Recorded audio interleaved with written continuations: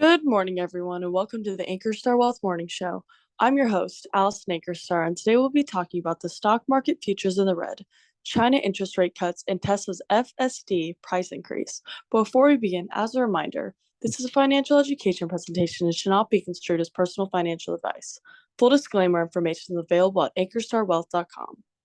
Good morning, Steve. The stock market futures are in the red this morning after a huge sell-off on Friday.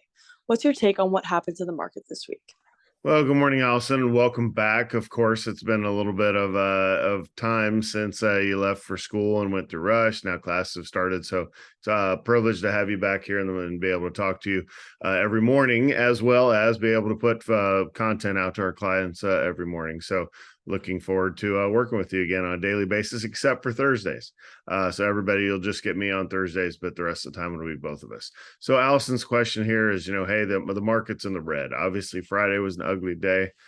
This morning was is setting up to be ugly as well. So let's just take a look at kind of where we are on the chart. We'll use the NASDAQ. It's down 1.5% this morning. We'll zoom out to a 1-year chart. So kind of here's where we are, and it's good to keep things in perspective. So we were at hitting off all-time highs going into excuse me, the beginning of the year, had the big sell-off. We had the bump up here in the end of March time frame, basically straight down, kind of a false start here in June, and then July has been up nicely, and now we're selling off. So what's going to happen this week? Well, nobody knows what's going to happen this week because that's notoriously a fool's game to go week to week and try to figure out, predict that.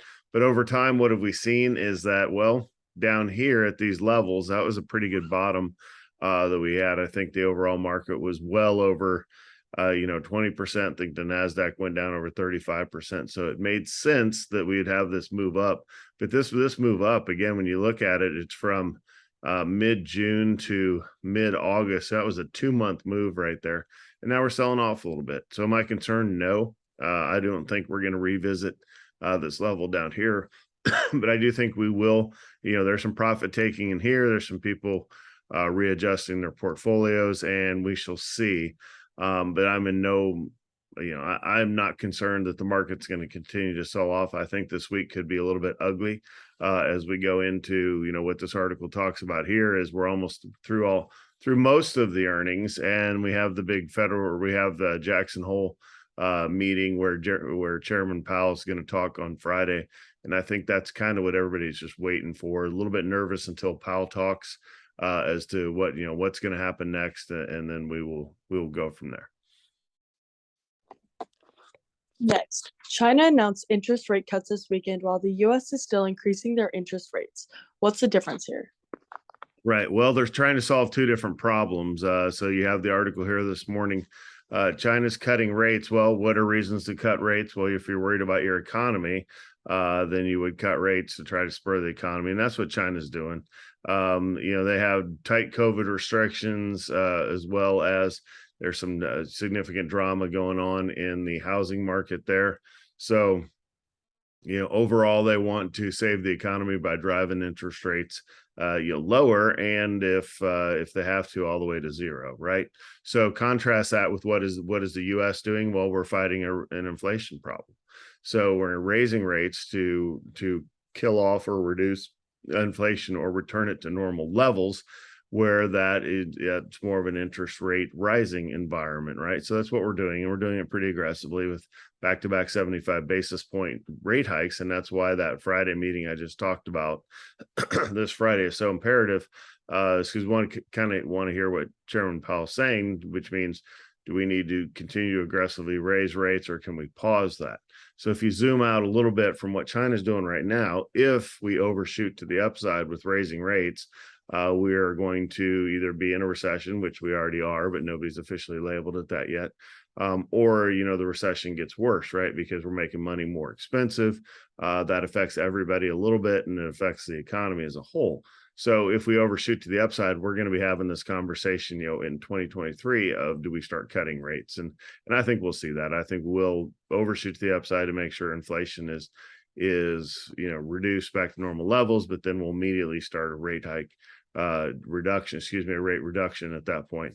to try to spur the economy, and especially with an election coming up here in just a couple months now. New politicians, when they take office, they like to cut rates, to spur the economy, so they get credit for doing so. So that's kind of the difference. China's worried about their economy. U.S. is worried about inflation. So tackling different problems means different rate strategies with interest rates. Last, Tesla announced a price increase for FSD this weekend. Will this affect their stock? Yeah, so Tesla's an interesting company. FSD is full self-driving. So if you've been in a Tesla, I say I love the cars, hate the stock, and I've been wrong the stock for a long time. I've owned that. But for the FSD mode, it takes 2 minutes to download on your app. No kidding, to be able to, kind of that hands off. It's not completely checkout type of autopilot, if you will. But for the most part, everything's going on. Well, that costs, it used to cost, right now it costs $12,000 if you pay for it outright, or $199 in subscriber fees. Well, that's going, monthly, if you will. That's going up to $15,000. So why a price increase now?